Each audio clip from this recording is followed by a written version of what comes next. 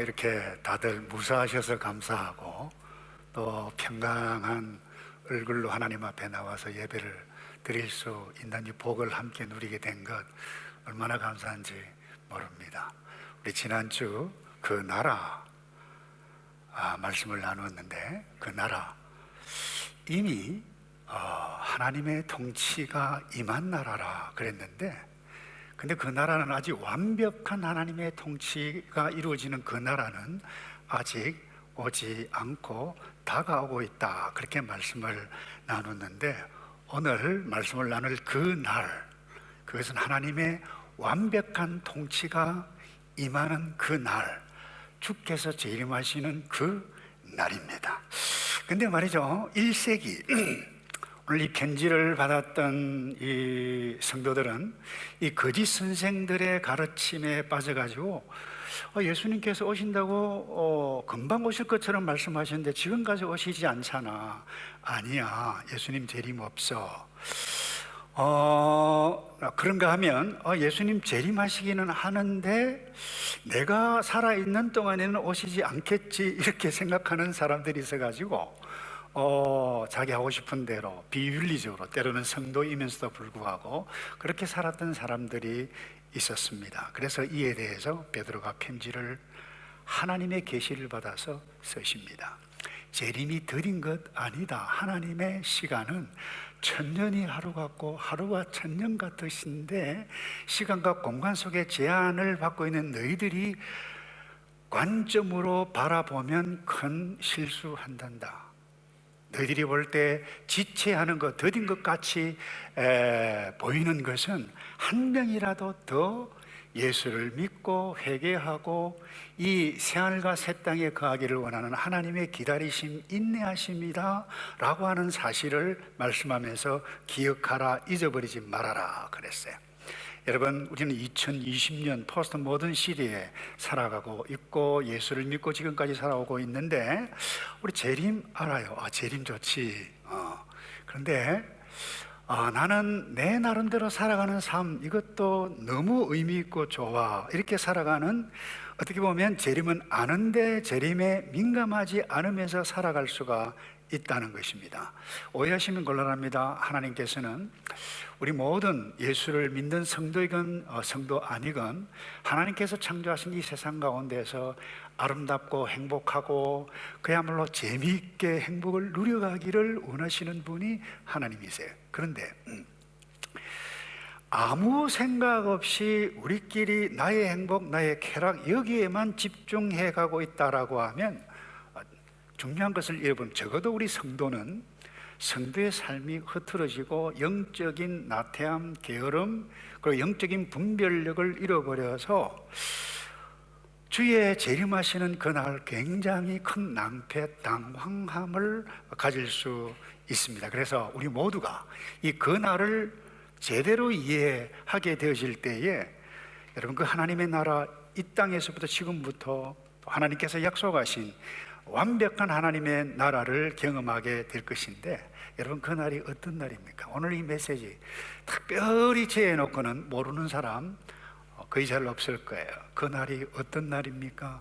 주님의 재림의 날. 17초대에 보니까, 그러나 주의 너희들이 드디어 오신다, 오시지 않는다라고 생각하는데, 그러나 주의 날이라고 하는 이 날은 주님께서 약속하신 대로 오시는 주의 재림의 날을 이야기합니다. 예수님께서 이 땅에 계셨을 때 제자들에게 선명하게 그렇게 가르치셨어요. 요한복음에서 가서 그래서 예수님께서 가서 너희를 위하여 처소를 예비하면 내가 다시 와서 그랬어요. 너희를 내게로 영접하여 나 있는 곳에 너희도 있게 하리라 약속하셨습니다. 예수님께서 성천하셨어요. 성천하셨을 그때에 구름에 가려 올라갔는데 그 가운데 천사들이 또 이렇게 다시 확인합니다. 이 갈릴리 사람들아, 너희 가운데로 하늘로 올리우신 이 예수는 하늘로 가심을 본 그대로 오시리라. 그래서 오늘 우리 찬송을 냈는데, 구름 타고 오시네. 사실 구름을 타고 오시지는 않습니다.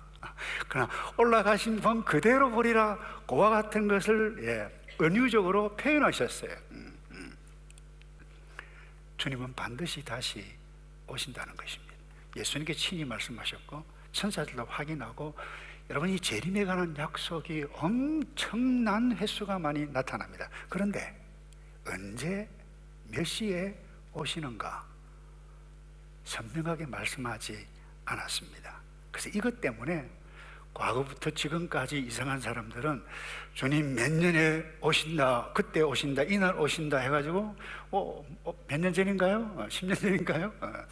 이장님 한국뿐만 아니라 이런 이장님과 같은 이상한 사람들의 거짓 선생들의 선배들이 1세기 이후 때부터 계속까지 있었습니다. 흰옷을 입고 어느 산에 모이고 이런 야단 법석을 피우는 우스꽝스러운 일들이 생겨났습니다. 왜 그렇습니까? 분명한 날짜를 알려주시지 않다 보니까 1세기 성도들도 그와 같은 사람들이 있었어요. 또 하나, 더 적극적으로 혹 안 오시는 것은 아닌가, 이런 엉뚱한 해석을 하고 적어도 내가 이 땅에 살아있는 동안, 여러분도 적지 않은 사람들이 그럴 수 있을 거예요. 내가 살아있는 동안 예수님 오실까? 이런 사람도 있죠. 그럴 수 있어요. 그렇게 생각하다 보니까 영적인 나태함, 게으름으로 영적인 분별력을 잃어버릴 수 있을 뿐만 아니라 하나님께서 약속하신 하나님의 말씀을 믿지 않는 불신앙으로 오늘 저와 여러분이 살아갈 가능성도 있다라고 하는 부분. 그래서 분명한 것은 주님께서 다시 오십니다. 그런데 더 분명한 것은 언제 오시는지 아무도 모른다라고 하는 사실입니다. 그래서 오늘 마태복음 25장에 보면 이런 말씀이 있어요. 그러나 그날과 그때는 아무도 모르나니 하늘의 천사들도 아들도 모르고 오직 아버지만 아시느니라. 오늘 베드로도 그랬어요. 아무도 모르기 때문에. 주의 날은 어떻게 온다고요?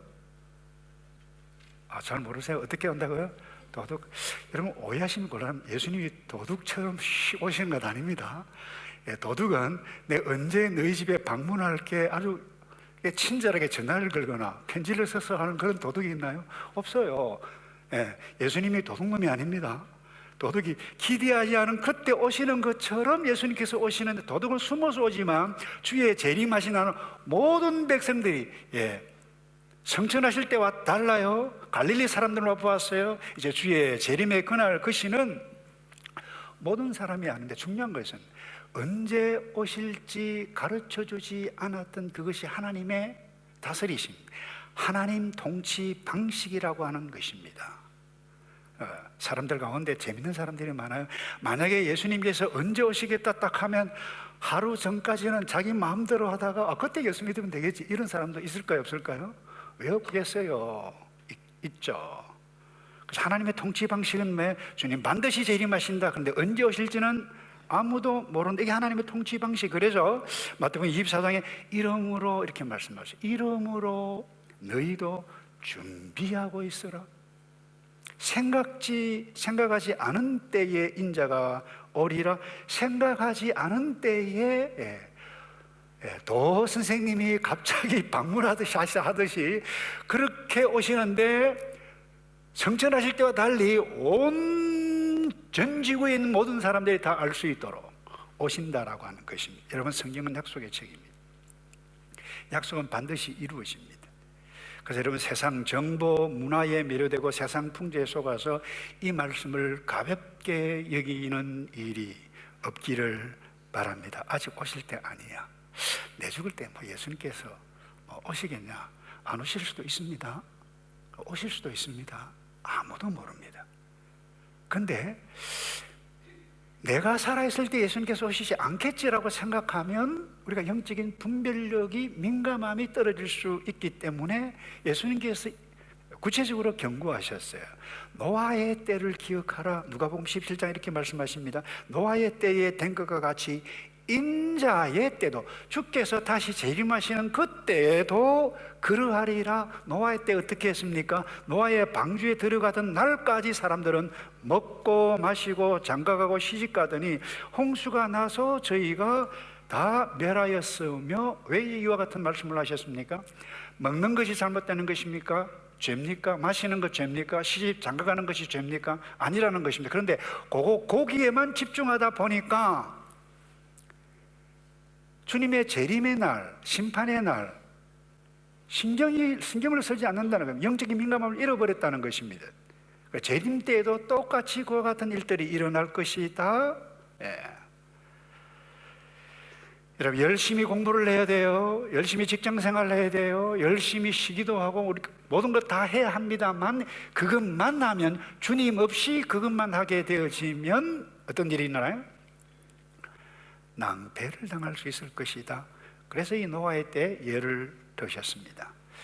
예수님께서 얼마나 친절하시고 하나님께서 우리에게, 특별히 자기 백성들에게 언제 주의 날, 그 날이 언제 올 것인가, 오기 전에 이와 같은 징조들이 있을 것이다, 아주 자세하게 구체적으로 예수님께서 살아 계셨을 때부터 말씀해 주셨는데, 첫 번째 무엇인가 하면 적 그리스도, 거짓 선생이, 거짓 그리스도가 선지자가 출현한다. 다시 말하면 짝퉁 그리스도, 그리고 짝퉁 그리스도 선지자, 그리 가지심을 쫓아가는 이 이단들이, 짝퉁 그리스도인들이 많아질 것이다 그랬어요. 사람을 현혹시키는 일들이 어제 오늘 이야기가 아닙니다. 특별히 한국의 이단들이 얼마나 많습니까? 최근 한 목사님 제 이야기를 들어보니까 이 신천지가 나쁜 말이 아닙니다. 우리가 기다리는 신천신지입니다. 오클랜드에 정확하게 활동하는 통계까지 나왔대요. 129명 맞는지 모르겠어요. 이 가운데 없기를 바랍니다만 짝퉁들이 많아요. 짝퉁 선지자, 짝퉁 성도들도 나타날 수 있다는 것입니다. 그런데 이와 같은 일들이 일어난 지 예수님 때부터 거짓 선지자들이 있어서 오래전부터. 또 하나, 전쟁이 일어나고 기근이 일어나고 지구 환경의 변화가 일어나고 해와 달이 빛을 잃고, 이와 같은 일들이 예수님께서 예루살렘 멸망을 앞두고 말씀하셨는데, 동시에 예루살렘 멸망뿐만 아니라 이 지구상의 끝날, 지구상의 종말에까지 말씀하셨습니다. 뿐만 아닙니다. 사도 바울은 디모데후서에 말세가 되면 사람들이 비인간적인, 비윤리적인 사람 되기를 포기하는 일들이 점점점 많아질 것이다. 그래서 쾌락 사랑하기를 하나님 사랑하는 것보다 더하며 자기 하고 싶은 대로 해요. 그러니까 이 사람 되기를 포기하는 행동들이 과거 때부터 나타나, 이것이 점점 극대화되다 보니까, 제가 1990년에 왔습니다. 핸들슨에 제가 오자마자 어떤 일이 있었는가 하면, 바로 앞에 쉘 주유소에 거짓 권총을 들고 몇십 불 훔쳐간 그것이 일주일 내내 뉴질랜드 헤럴드에 나더라고요. 오늘날 어때요? 그건 뉴스감이 아니죠.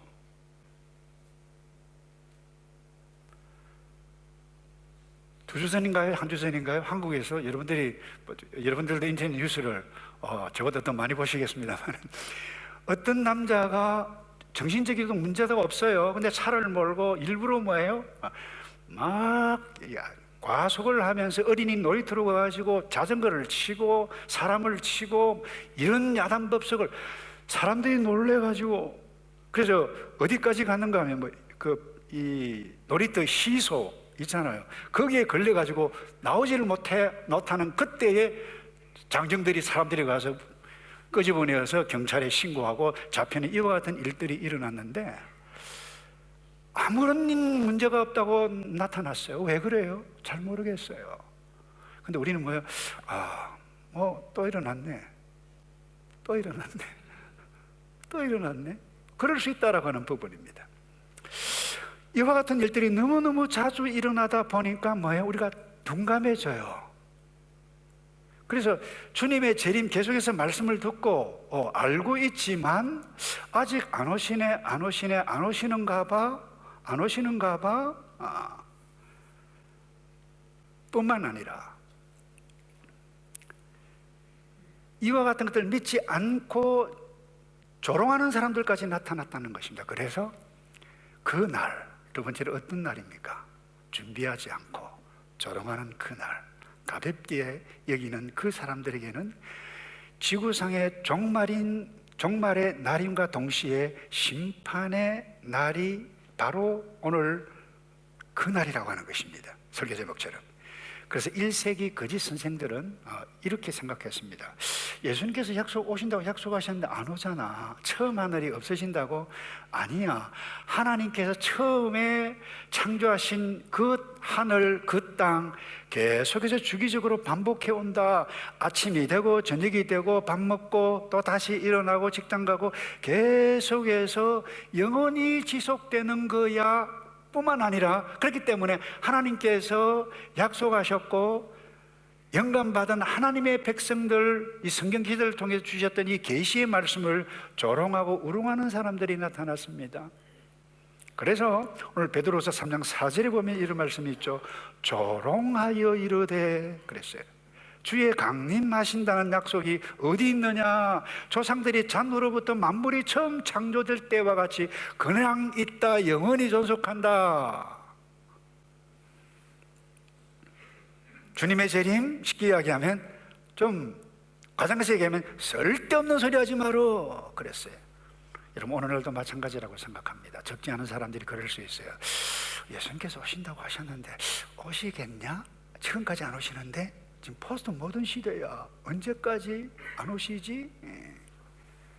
그러면서 이런 사람들이 있어요. 무신론자들, 똑똑한 사람들. 인간의 역사는 계속해서 진화돼.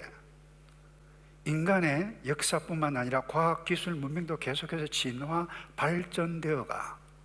그리고 유토피아가 이렇게 되실 것이다. 과거에도 이렇게 말하는 사람도 있었고 지금도 마찬가지입니다. 과학, 기술, 문명은 점점 발달해요. 정말 살기 좋은 세상이 올 거예요. 얼마나 살기 좋습니까? 고종 황제 때 세탁기가 있었습니까? 에어프라이가 있었습니까? 없었어요. 이제 우주 여행 시대가 이미 열렸잖아요. 몇 주 전에. 그래서 여러분, 이런 사람들이 생각하는 것처럼 유토피아가 계속해서 이거를 향해서 지구가 달려갈까요? 성경은 분명히 말씀합니다. 그날에, 그래요, 주의 날에 하늘과 땅이 완전히 변혁되는 날이 일 것이다. 10절에 보세요. 그러나 주의 날이 도둑같이 올 것입니다. 그때 하늘은 큰 소리를 내며 떠나가고 그 구성 물질들은 불에 타 해체되며 땅과 그 안에 있는 모든 것이 드러날 것입니다. 여러분, 베드로 똑똑한 사람은 아닙니다. 학문이 없었던 사람입니다. 그런데 지금 무엇에 관해서 말씀하고 있는가 하면, 이 우주적인 종말, 이 지구의 구체적인 부분까지 어떻게 합니까? 하나님께서 영감하셔서 계시로 주시지 않았다라고 하면 이 말씀을 기록해서 자기가 지어내서 한 말이 아니라고 하는 부분, 하나님께서 알려주셔서 계시해 주셔서 우리에게 주신 말씀인데, 여기 구성 물질들은 불에 타 해체되며, 여기 이 구성 물질, 이 원어는 스토이게이아라고 하는 단어인데요, 이 지구 모든 물질을 구성하고 있는 기본 원소들을 두고 이야기하는 의미가 이것입니다. 개역 성경에는 체질이라 되어 있어요. 오늘 이 본문에는 그 구성 물질이라 표현이 되어져 있는데, 물, 공기, 물질을 이루는 기본적인 단위가 이 스토이게이, 이 오늘 물질, 체질이라고 하는 단어를 이 베드로가 사용해 가고 있는데, 자 보세요. 불에 타 해체되며, 그래서 이 말씀 때문에 구약의 노아의 심판은 물심판, 그리고 지구 최후의 심판은 불심판. 이것 때문에 똑똑한 머리 잘 돌아가는 어떤 사람들은 3차 세계대전, 4차 일어나면 핵이 터져가지고 말이지 지구가 막 녹아지고 산산조각 날 거야, 이렇게 말을 하시는 분들이 과거에도 있고 지금도 있다고 생각합니다. 여러분, 믿으시면 안 됩니다. 그렇게 생각할 수는 있어요. 그렇게 되겠다? 모르기 때문입니다. 그래서 이것을 두고 적지 않은 분들은 이 지구가 온전히 분해된다, 소멸된다라고 과거의 학자들은 그렇게 설명하기도 했습니다. 그러나 오늘날 적지 않은 이 건강한 학자들은 하나님께서 창조하신 이 만물 새롭게 하신다, 분명히 우리가 살고 있는 이 지구 땅덩어리 황폐화되고 있습니다. 변해가고 있습니다. 오염된 지 심각합니다. 신음하고 있습니다. 온 만물이. 그런데 적잖은 학자들은 만물을 새롭게 하시지 완전히 없애버린다, 소멸한다, 다시 말해서 완전한 새로운 변혁을 가져오는 것이라고 해석하는데 무게를 두고 있습니다. 제 선배, 은퇴를 하셨습니다마는 아주 귀한 신학학자인데 최근에 그런 이런 후반부에 후자에 두는 해석을 하셨는데 그분이 이런 예를 들었어요. 콩 완전히 갈아보면 콩이 있습니까 없습니까? 콩이 없잖아요. 뭐가 됩니까? 잘 모르시면 콩가루가 됩니다. 근데 콩을 두부가 될 수도 있어요. 그러잖아요. 자, 콩 물 주고 계속 하면 콩나물이 돼요. 예.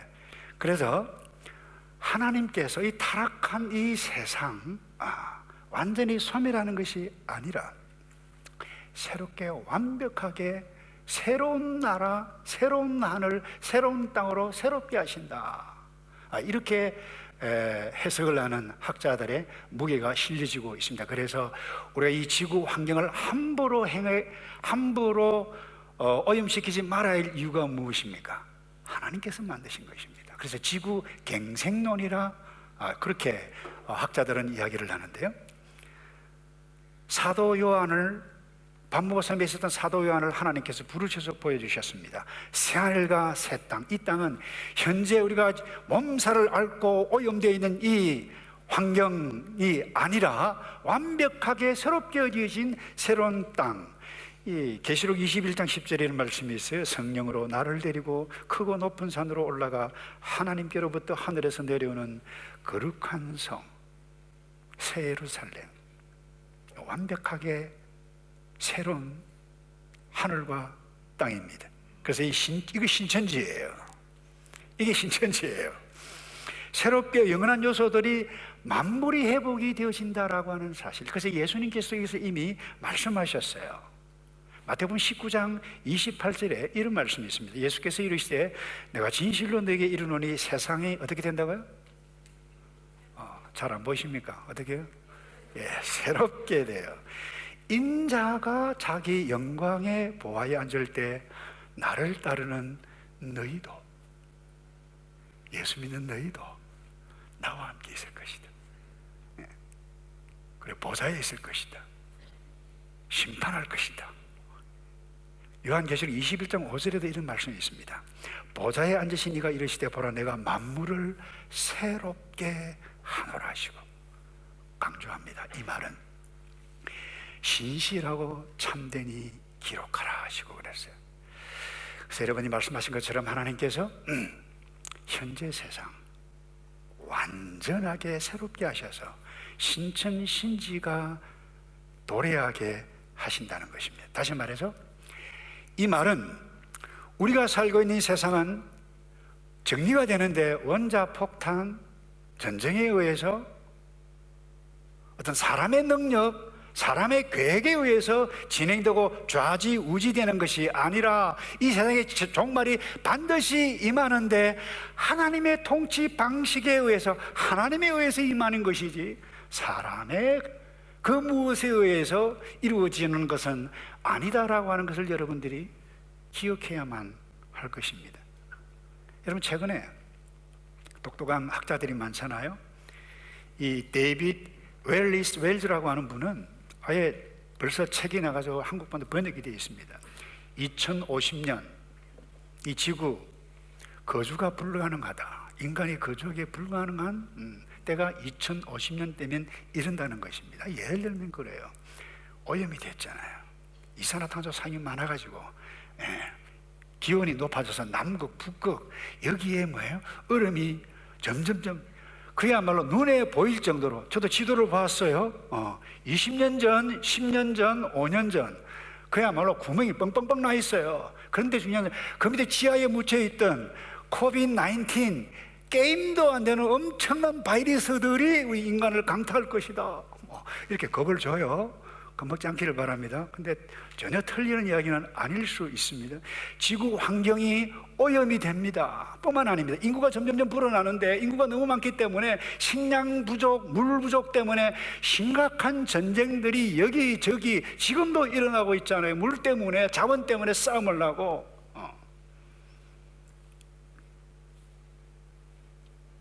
그래서 사람이 살 수 없는, 현실적으로 보아도 똑똑한 사람들, 그러나 참고로 하세요. 믿지는 않기를 바랍니다.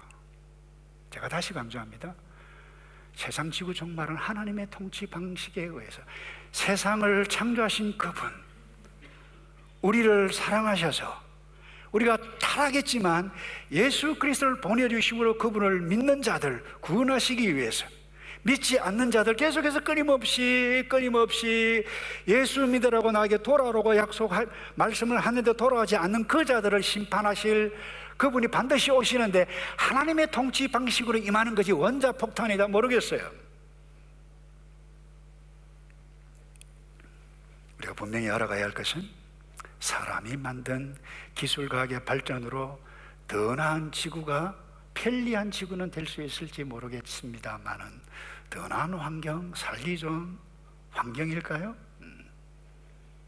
그렇다고 지구의 종말은 사람의 힘, 능력으로 좌지우지되는 것이 아니라, 다시 이야기합니다. 하나님의 통치 방식으로 그날 반드시 우리에게 임하는 줄로 믿습니다. 이 날, 그날을 우리가 어떻게 준비해 가야만 합니까? 내가 어떤 삶을 살고 있는지 점검해 보아야 하는데, 사도 베드로는 11절에 이렇게 말씀하시죠. 이 모든 것이 이렇게 해체될 것이니 심판할 것이니 모든 것이 드러납니다. 여러분이 어떤 사람이 되어야 하겠습니까? 여러분은 거룩한 행실, 경건함으로, 이 말은 여러분 경건합니까? 거룩합니까? 제가 이 메시지를 준비하면서 줄을 긋고 또 보고 넌 나 못해? 거룩해? 거룩한 행실이 있니? 암만 생각해봐도 거룩하지를 못해요. 경건하지를 못해요. 두려워요. 가는 순간 가운데 왜 베드로가 이 말씀을 주셨는가 딱 생각할 때 할렐루야 그랬어요. 여러분, 우리 스스로가 거룩해질 수 있습니까? 우리 스스로가 경건해질 수 있습니까? 내가 예수를 믿었기 때문에 예수 그리스도께서 피 흘려 돌아가신 예수 보혈의 능력, 우리가 거룩함을 입고 경건을 입는 것이지, 그것에 감사해서 거룩한 행실을 나아가면서 최선을 다해서 내 수준에서 그것도 달려가는 것이지, 우리 스스로 거룩해질 수 있습니까? 아무도 거룩해질 수 없어요. 아무도 경건해질 수 없어요. 그래서 우리가 어떻게 준비하는 것이 가장 중요한 준비인가요? 딴 거 없어요. 이 부분이에요.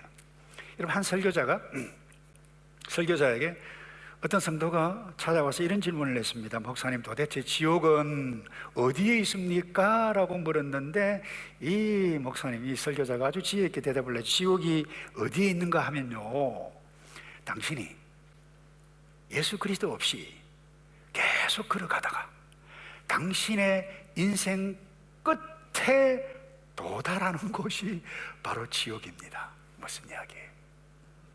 예수를 믿으라는 거예요. 여러분, 무엇으로 준비할 수 있습니까? 내가 예수를 믿는 것입니다. 혹시 이 가운데 모르겠어요. 교회는 나오지만 내가 마음으로 회개하고 예수 그리스도가 내 죄를 위해서 피로 돌아가셨다, 단 한 번이라도 고백하고 개인적인 영접이 없다라고 하면 바로 지금 예수 그리스도를 믿어야 할 때다. 이것이 사도 베드로가 오늘 우리에게 주시는 메시지라고 하는 사실을, 예수 믿을 때 거룩함이 우리에게 임했고 하나님의 은혜가 너무 감사해서 내가 부족하지만 거룩한 행실로 나아가는 일들이 일어나는 줄로 믿습니다. 그래서 그날을 위한 가장 중요한 준비는 예수를 오늘 이 시간에 믿고 찬송 가운데 거하시는 하나님을 믿고 그분을 바라보고 영광 가운데 기뻐하며 그 나라를 이 예배 가운데, 나의 삶 가운데 누려가는 것, 예수를 믿어야 돼요. 그 다음 두 번째요, 내게 맡겨진 일에 최선을 다하는 것입니다. 사도 바울은 고린도 교회 성도들에게 너희가 무엇을 먹든지 마시든지 무엇을 하든지 무엇을 위해서 하라고요? 하나님의 영광을 위해서 하라고 그랬는데, 우리가 거룩함을 입은 신분에 있는 성도가 여러분 내게 맡겨진 일에 최선을 하루하루 한 시간 한 시간, 그것이 다시 오실 주님을 맞이하는 것입니다. 여러분 감리교를 창시했던 존 웨슬러 목사님이 계세요. 이분에게 한 성도가 찾아와서 그렇게 물었어요. 목사님, 예수님께서 말이죠, 만약에 10시간 후에 재림하신다라고 하면, 몇 시간이라고 그랬죠? 10시간, 오늘 냅니다. 목사님 어떻게 하시겠습니까? 물었어요. 그때 이 목사님이 이런 대답을 하셨다고 그래요. 나는 평소처럼 나의 계획대로 살 것입니다. 아주 의미 있는 일화였습니다. 이분이 50여 년 동안 사시는 동안에 42,000번의 설교를 하셨어요. 2,000권 이상의 책을 썼어요. 40만 킬로미터, 17세기, 18세기 때 전도 여행을 할 수 있었습니다. 그는 매일 아침 새벽에 4시면 일어났습니다. 묵상했습니다. 오늘 하루 주님 내가 무엇을 어떻게 해야 될까요? 라고 계획을 짰어요. 하루하루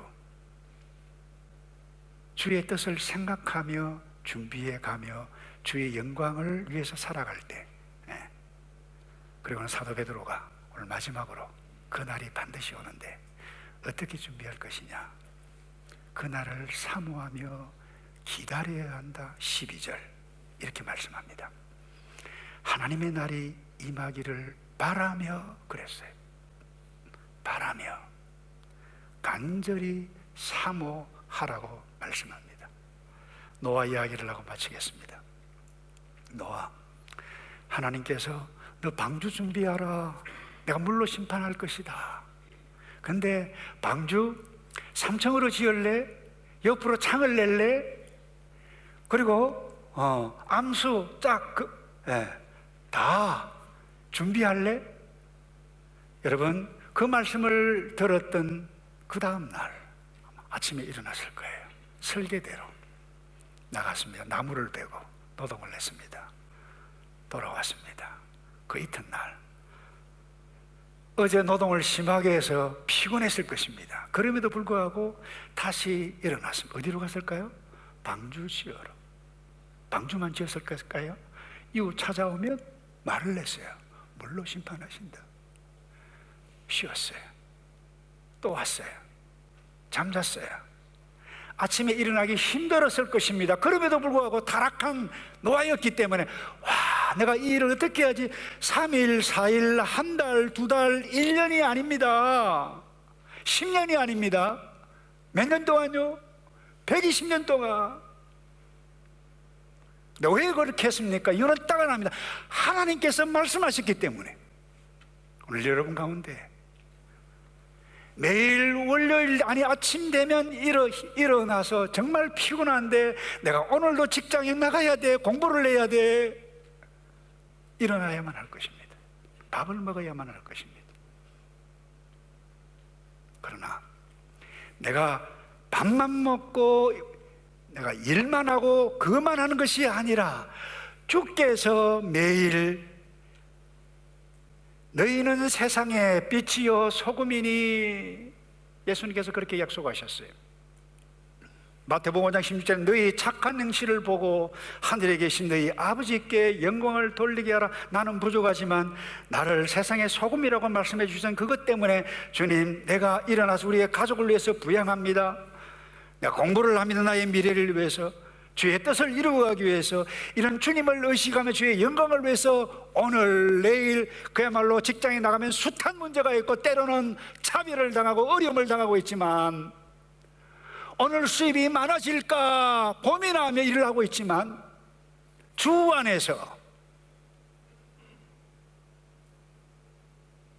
하나님께서 이 땅에 나의 생명의 시간을 허락해 주시는 그 시간까지 일을 하고 공부를 하고 주께서 맡기신 그 일을 최선을 다하는 그때, 그것이 준비하는 지혜 있는 하나님의 백성이고 주님 앞에 서는 그날 착하고 충성된 종아, 그리고는 생활과 새 땅에 그 소망의 날, 영광의 날 동참해가는 그런 복을 누려가시는 저와 여러분 되기를 축복합니다. 기도하겠습니다. 주님, 다시 오실 때까지 나의 피곤한 몸이지만 다시 눈을 뜨고 직장에 나가고 공부를 하고, 때로 나의 감정이 허락되지 아니하는 그 직장이라 한다 할지라도 주께서 주신 직장이라고 하는 것을 생각하고 선택했기에 일을 하며 주를 바라보는 마음으로 주님 다시 오실 때까지 기다리며 예배하며 찬송하며 주의 영광을 바라보는 복된 주의 백성들만 될 수 있도록 복을 내려 주시옵소서. 예수 그리스도의 이름으로 기도하옵나이다.